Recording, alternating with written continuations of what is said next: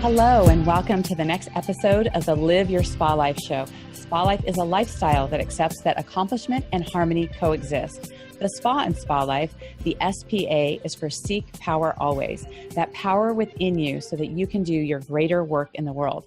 I am so thrilled to introduce our guest here today. She's actually part of a dynamic duo of Koren and Sharla Jacobs. She's going to be here because they are known as the #1 source for turning coaches and holistic practitioners into six-figure transformational leaders.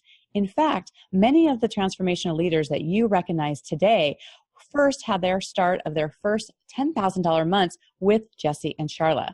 So I'm really thrilled to have you here on the show. And one of the things that I was so excited about having you here on the show is, one, we've talked to women entrepreneurs in particular, and the caliber of your community, who you bring into your space. You know, your transformational leadership retreat, which is where I first met you, are legendary. And, you know, I wanted to find out what's next now that that's come to a bit of a close. So welcome to the show. Oh, great. Thank you so much for having me here today, Diane. I'm so honored and delighted to be here. And gosh, that's a great question. What is next?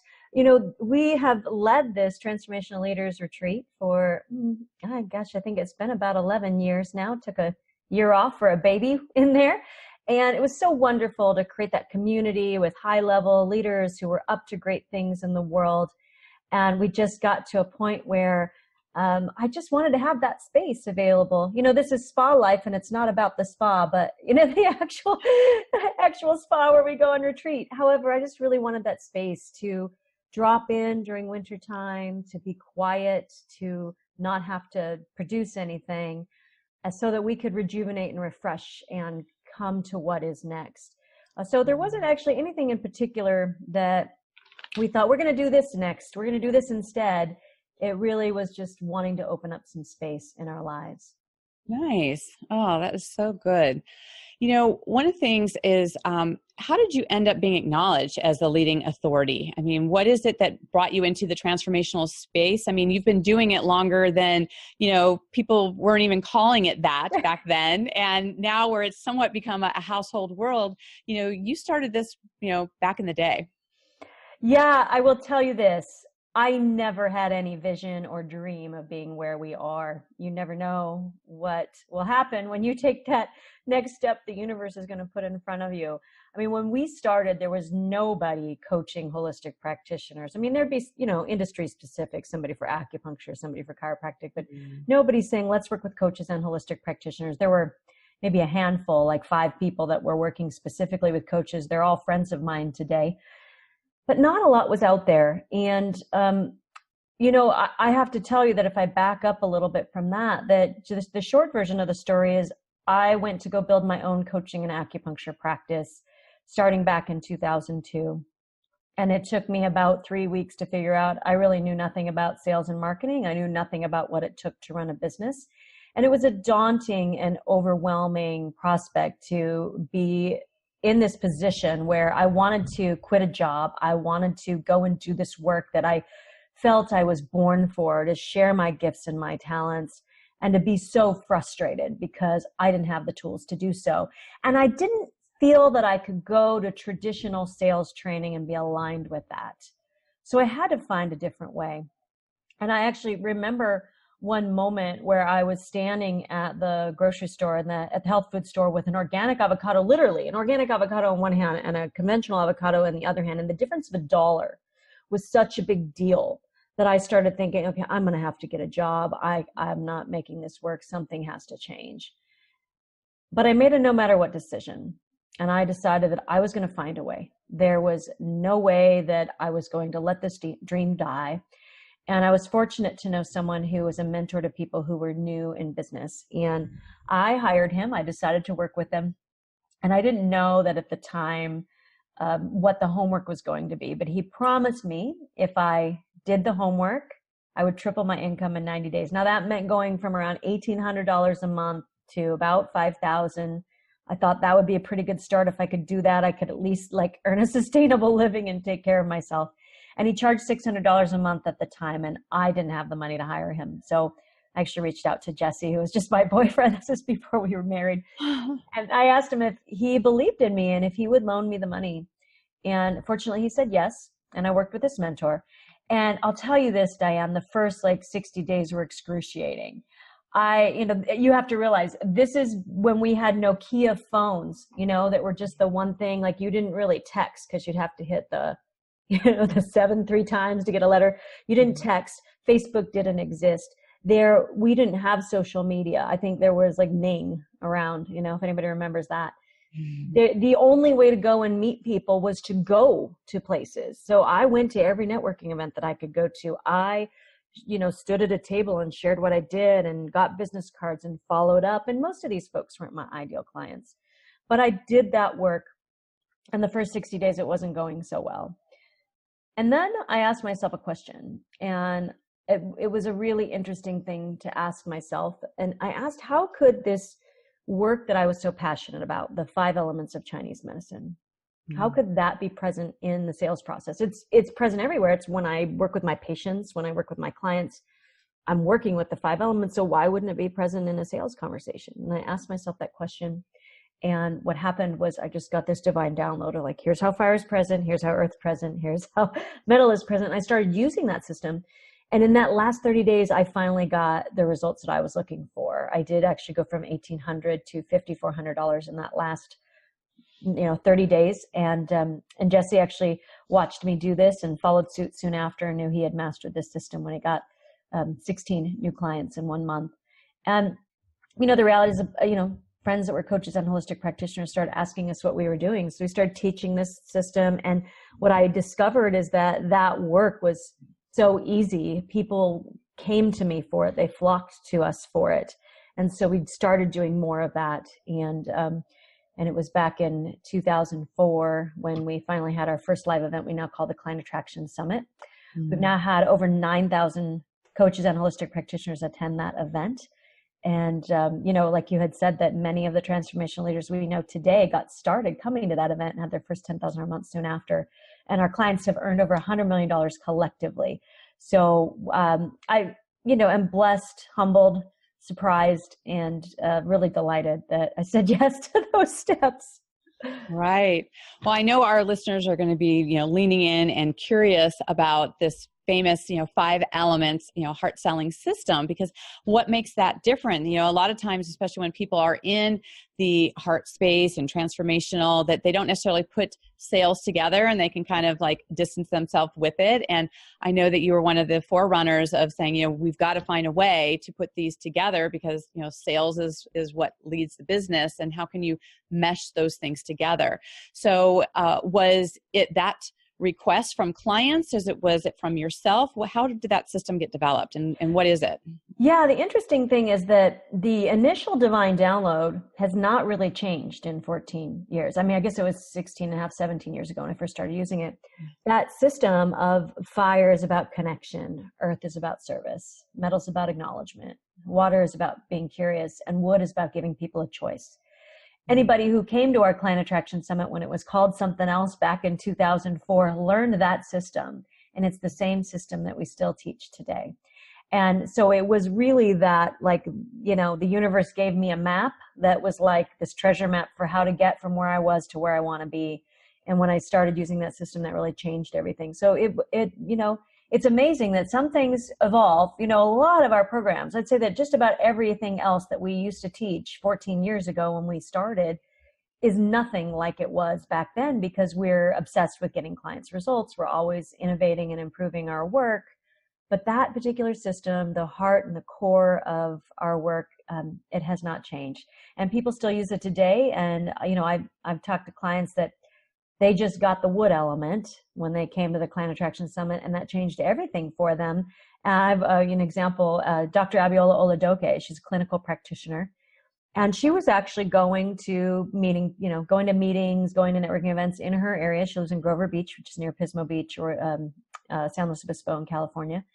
And she was out there, talking to people, but she wasn't giving people a choice. And so when she got this one element, she started using that, and she was doing about 7,000. She actually was saying she had a hard time busting through a $7,000 a month ceiling. Now you have to realize she had, $250,000 in student loans and, a PhD and just really a lot of skills. And she really wasn't building her clinic as much as she wanted to. And that one change, she went from not being able to bust that $7,000 a month ceiling to having a $15,000 week immediately after. So what I find is that many coaches and holistic practitioners will discover that they're missing at least one element, usually two. Mm-hmm. And once they put those into place, suddenly the conversations with potential clients flow more easily. Everybody feels good about how the conversation went, and people walk away, with a good experience. They want to sign up, or they want to refer someone because that trust and that respect was created, and there wasn't any of that pushy salesiness that people are really afraid of. Right. When you look at the 5 different elements, is there one element in particular that people tend to forget, or is there a kind of a go-to element? So do you see any patterns in that? Yeah, great question. I mean, what I do find is that most coaches and holistic practitioners are pretty good at connecting with people. They do show up in service, although they could be out of balance in the earth element, where I think of it like a landslide, like giving too much away. We actually have distinctions. We have the sales box and the heart box. You could be out of balance in the sales box or the heart box. And then what does it mean to be in balance? So I would say that 95% of the coaches and holistic practitioners who come to our Client Attraction Summit report to us that they're missing the wood element that I just talked about. And then the other ones, they might be related a little bit more to someone's constitution. If you tend to be an earth type who goes out of balance in the earth element, without getting into all the details and theory of Chinese medicine, then you might find yourself being someone who gives it all away and, is just so nurturing. You end up giving yourself away and depleting yourself. Whereas somebody who maybe is, a metal element, that they tend to be critical instead of acknowledging. So those are some examples, but I do think there's some individuality to it. And until we go through the entire system and people start to do the experiential work with it, they can kind of figure out what they're missing. Right. So I know you also have some like inside secrets, if you will, of how people can immediately know whether or not they want to work with you or not. Yeah, great question. Well, one of the biggest mistakes a lot of coaches and holistic practitioners make, and I'd say entrepreneurs in general, is that when they share what they do, they're so focused on themselves that they are not connecting with their potential client, with their ideal client. They're not sharing what they do in a way that the person gets it, that they want it, that they want to refer people, and that they have given themselves the credibility that other people are going to really want to listen to them. And this is a really key piece here. So when you share what you do, it is absolutely essential that you combine something that gives you credibility with your what do you do statement. So I have an example of Melissa Seaman, who, Diane, I think you know personally. And when Melissa came to us, she was doing shamanic healing on the side. She'd had a big real estate deal that was close to Harp and Hot Springs, was building a retreat center, lost everything in the real estate crash, like $500,000, then really in big trouble. But she was doing about $2,000 a month in her shamanic healing practice, but it just really wasn't growing. It wasn't going well, and it certainly wasn't going to earn her the living that she needed to. And now an example of, to go from I'm a shamanic healer to, this is the way she talks about her work now. So I was a Stanford educated attorney who had a psychic awakening during the birth of my first child.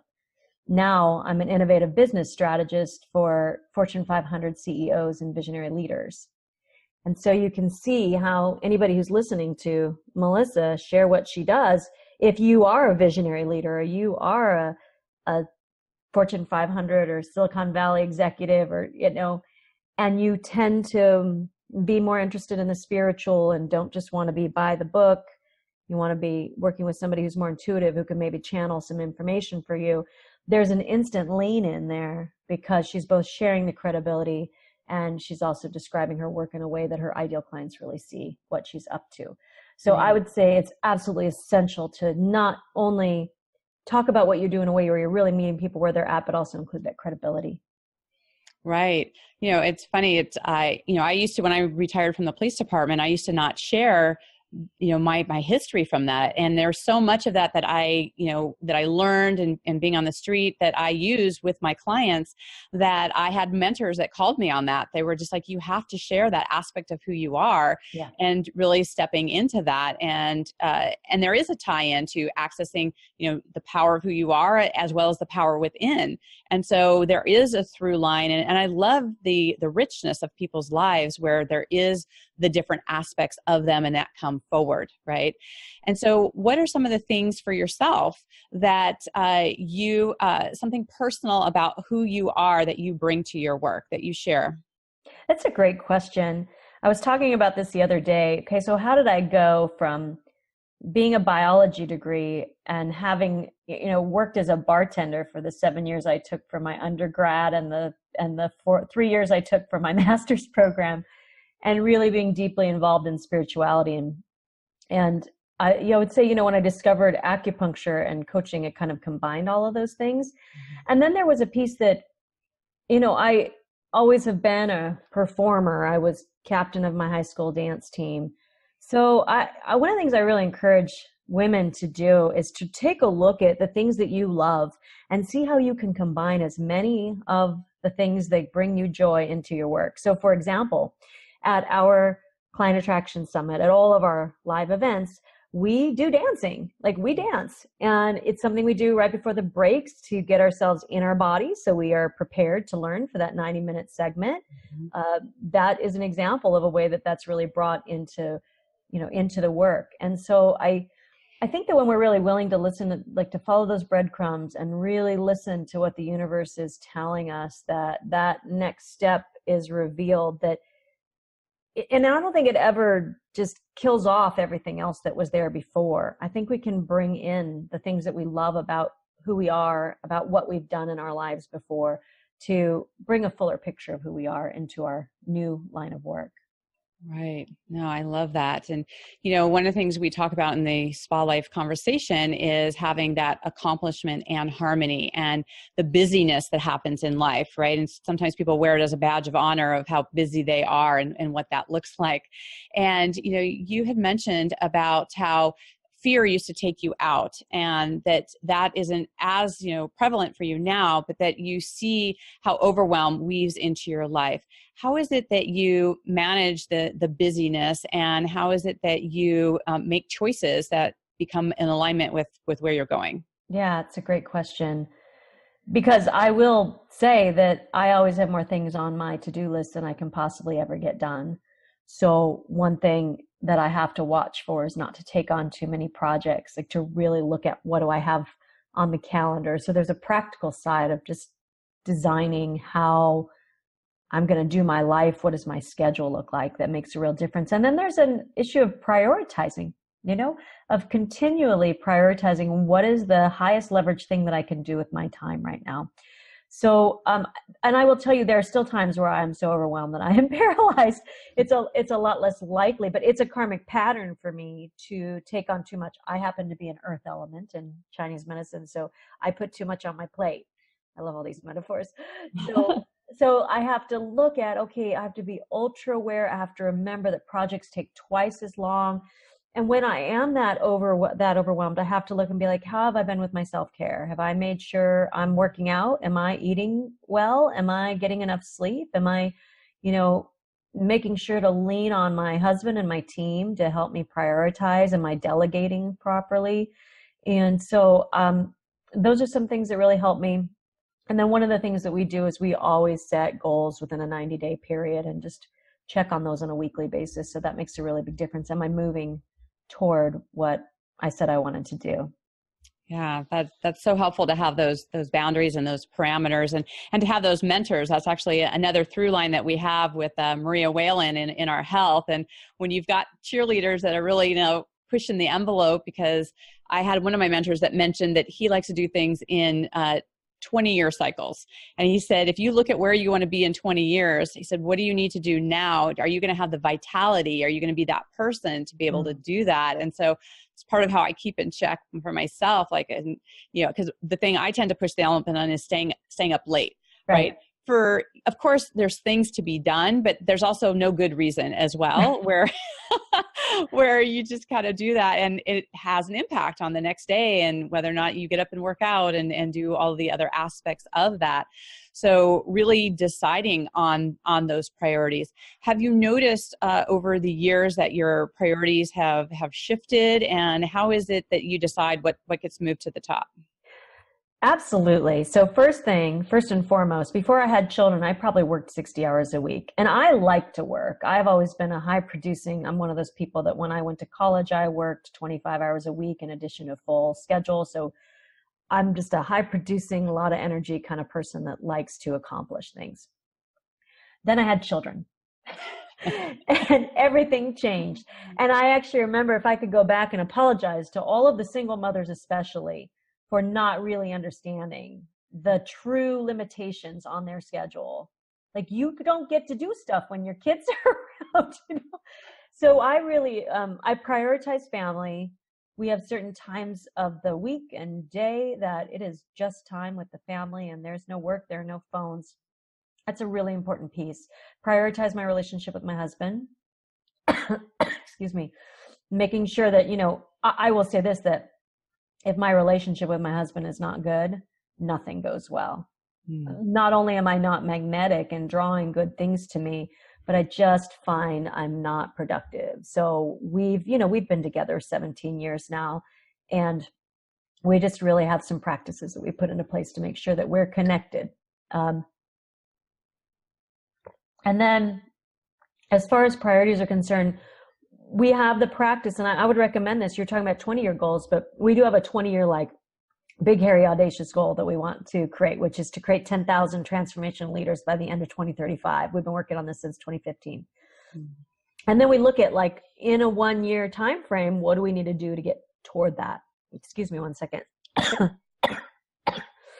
So hold on, I'll take a drink here.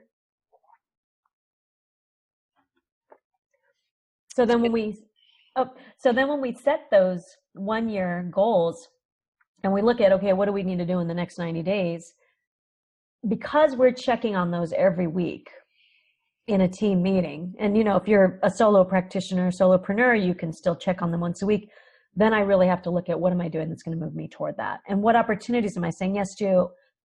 I got to say no to a lot of opportunities because they aren't moving us toward those goals. Right. So speaking of your relationship with Jesse, with you guys being in business together, do you have any clear boundaries between work and personal? Does it feel like the conversations, bleed over into that? And when the relationship isn't, things are up in the relationship, how does that affect the business? And how have you managed that over the years? Well, I will say this, that one of the biggest things is being dedicated to our own personal growth and our own relationship. Mm-hmm. So we've learned how to not make wrong. We've learned how to, when the other is saying that we did something that hurt our feelings or was offensive or whatever, to stop and really ask, okay, what's true about that? What can I take responsibility for? By the way, this is really, really useful when it comes to client work as well, because, once we step into that role as a teacher, as a mentor, we need to learn to be absolutely gracious. We are going to get feedback along the way. Right. And we could approach it and be defensive. And I'll tell you that any practitioner, any coach, any woman entrepreneur who's going to, let me say this, it's okay if your first reaction is defensiveness, but you got to calm that, soothe that, step up to the plate and really take a look at what's true about this. Did I communicate clearly? Were the expectations set? What's missing here? What did I not see? Sometimes, because human beings don't listen very well, as a general rule, the client heard the thing incorrectly. Other times, it's that, they did hear it correctly and we need to adjust and learn and be better for the future. So that same kind of principle works in business. So I'd say those are the biggest things. And, I have to bless and honor Jesse because he's just a man who is so committed to truth.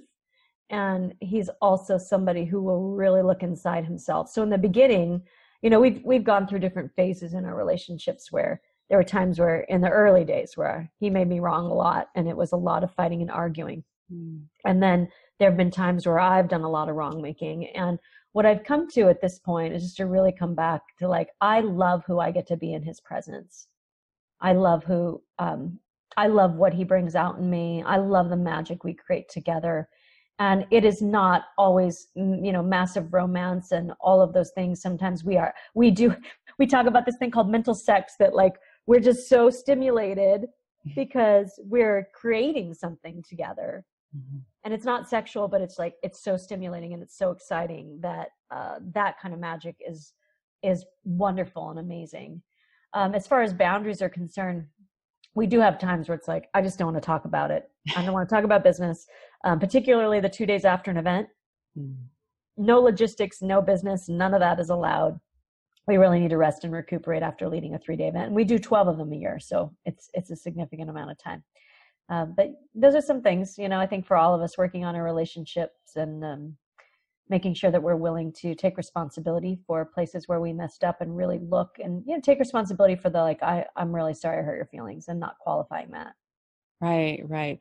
Well, it's so wonderful to see the two of you on stage together, because there's such honoring that happens. And, even just seeing like glances across the room where, Jesse has such deep respect for you, and, the acknowledgement that you have for each other. And, when you're holding the space of a room, especially in an event, there's a lot of extra energy that can be happening in doing that. And the fact that you guys take that extra time and those things are noticed, right? And so you have such a great example of what you're doing with that. I mean, Carrie and I work together. And so, it's great to see examples of, what's working and what things we can look to as examples. So just know that that's appreciated. Thank you. Yeah. So one of the things I also love to ask my guests is, our environment, like the environments that we create really have an impact on us. And, we are different in the bedroom versus the kitchen and the office. And so what is your favorite room in your home and why? Great question. It depends on how I'm feeling, I would say. I actually really love my office. I put my office together to be my own sanctuary. It's my room in the house. I've got my own room that it's a bedroom, and turned it into an office. I have a view of our neighbor's horse. We live on this beautiful acre, and most of our neighbors have horses and we don't. But I certainly enjoy peeking over there and watching and looking at the trees. So if I'm really ready to work, I love to be in here. And if I'm ready to rest, I love being in our bedroom and looking at the pine trees from that view, because it's just so rejuvenating and relaxing to have to feel enveloped by nature in our space. Right. And so how is it with because your business is such a big part of your and Jesse's life, how are your children, like, how are they growing up in an entrepreneurial home? Do you have discussions around these? Do they know the 5 elements? Like, how does this interweave in family life? Great question. Yeah. So our children, interestingly enough, are growing up in this, it is a really unique environment, because on one hand, they go to Waldorf, which is a very natural, there's a lot of simplicity there. Our children don't have phones. They're 7 and 10. They don't watch TV. I mean, we sneak a video in here and there, but it's parent approved. So, my kids are into knitting. They're also into soccer. So they're really they've got this simplified life, so they can really be in that wonder of being a child. And at the same time, they watch mommy and daddy, doing some pretty amazing things. They were going to our events when they were little. They'd come and perform on stage, even at some of the events. And so they hear us talking about business. We talk with them about why we think it's better to be an entrepreneur than to be an employee. And we are trying to instill these values in them. They will decide to do what they do and decide to be who they want to be. And yet, right now they've got a project they're doing called Handmade Market. And they're knitting and they're wanting to sell things. So there's a lot of play that's around being a business owner or being an entrepreneur. And I really appreciate that in them. So they both get raised with that entrepreneurial spirit. And then because of the level of personal development that we've done, we talk about success principles with them. I mean, Jesse and I have been studying with different mentors for probably about 17 years, as far as like, what does it take to become successful and what are the beliefs you have to clear out in order to do that. And so those beliefs are being instilled in them as well. I mean, there's so many things. I mean, even for example, I've spent the last year really doing a lot of work studying diversity and equity. And so if I notice something in their education system that it's like, oh, that seems a little off, I will talk with them about it so that they don't get that conditioning that we got, and they can actually start to unravel some of that. So, I think as parents, it's our responsibility to do the best that we can to instill our values in our children. And then also they're going to be who they're going to be at the end of the day. Right, right. And, that's one of the things I really enjoyed about the retreats was the cutting edge, kind of putting the elephant in the room and, having Trudy on the stage, Trudy LeBron, she was actually on the show as well. And just, don't know what you don't know, right? Different social conditionings and awarenesses, and willing to look at things at a broader perspective. And, we can bring that back home to our children. And, my oldest daughter, Samantha, works for our company. And now that she's done corporate and, she's with the company, and my youngest grandchild is 2 months old. So she gets to bring him.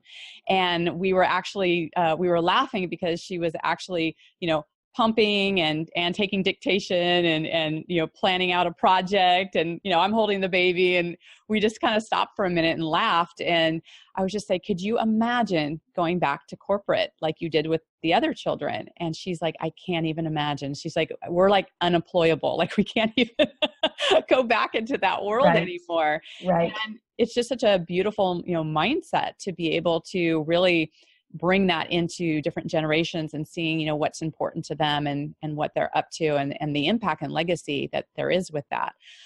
So what, I know you have the big goal, the 20-year out there. What do you see as your legacy? Great question. I mean, in some ways, I feel like we've already done so much to leave a legacy with the number of transformational leaders that have come out of our trainings, out of our programs, out of our community. I really see that we've had through that, like when you think of the ripple effect and the way that has spread where they've worked with their clients, I feel pretty inspired by that. And there's a place where we're just getting started, so the question is, wow, what would be possible if we had 10,000 transformational leaders coming out of our programs? What would be possible? And that really excites me. And so I think we're going to keep doing what we're doing. We may, as time goes on, we're in a different conversation. There's more learning, there's more growth. There's that deeper level of like, who are we going to be as transformational leaders? How are we going to not just train people on the basics, but take it to a deeper level where it is, how do we really be the best version of ourselves as we're doing this work? How do we take the best care of our clients and empower them? Because it can be easy to become successful and then distance ourselves and forget about what we're really doing and the vulnerability of our clients when they come to us. So we never want to forget that vulnerability of what it takes for somebody to say yes to working with us. And we want to instill those values in our clients as they are building their own businesses.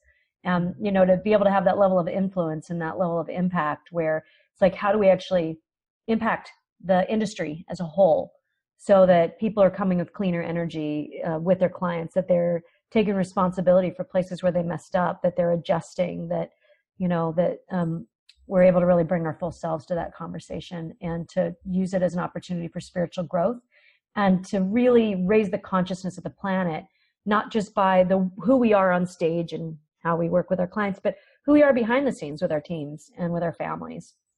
Right. I love that congruency that you've set the bar with, and it's amazing. And we could probably be talking here for all afternoon. And I want to thank you so much for being here. And I know that you have a free gift for our guests, and also that people are going to want to stay connected with you. I know that I'm sure they've probably heard of Thrive, but if they've not, we want to make sure that they know how to connect with you and what you've created. Great. Thank you. Well, it's been so wonderful to be with you and such fun questions that you asked me that were like, oh, I wasn't expecting that question. And it was really fun to go a little deeper and into some different directions. So one of the gifts that we have for you is that, if you liked this 5-element system that I talked about briefly, you want to dive in more deeply, or you would like to consider coming and joining us live and in person, it starts with our book, The Art of Attracting Clients. And so I want to give you an opportunity for how to get a free digital copy of the book. You can go to giftfromthrive.com/spa life so that we'll know that we met here. And you can go ahead and download that copy. And then once you're there, you'll learn about the Client Attraction Summit, see if that's a good match for you. And we put out regular, valuable content. So would love to stay connected with you in that way. Thank you so much. Oh, so wonderful. I just want to thank you for your time and your wisdom and being here with us today. Thank you so much. It was such a pleasure and an honor. Thank you, Diane. Wonderful. And, to our listeners, I just want to thank you so much for giving of your time. That's our most precious resource that we have. And, we don't take it lightly that you spend your time here with us. But what's most important is that what are you taking from here? Going from that's nice information to what are you going to shift and change? What's that one thing that you heard today that you are going to make a difference in your life? We would love to hear in the comments, regardless of what platform you're on, to put in the comments what that is and to tag both Sharla and myself. We're happy to answer any questions. We want to support you wherever you are on your journey. All the links will be in the show notes. I also have my free gift at the liferesetquiz.com to get just a pulse on what's happening in your life and really looking at these tools to look at this conversation that we had today about the path of expanding your transformational experiences. And we just thank you so much for being here. And as we build community, please subscribe to this channel. Please share it. When we get all this information out in the world, that's how we make our impact. And it starts with taking some action today. So I want to thank you for being here. Thank you, Sharla, again. And until we connect again, live your spa life. Bye for now.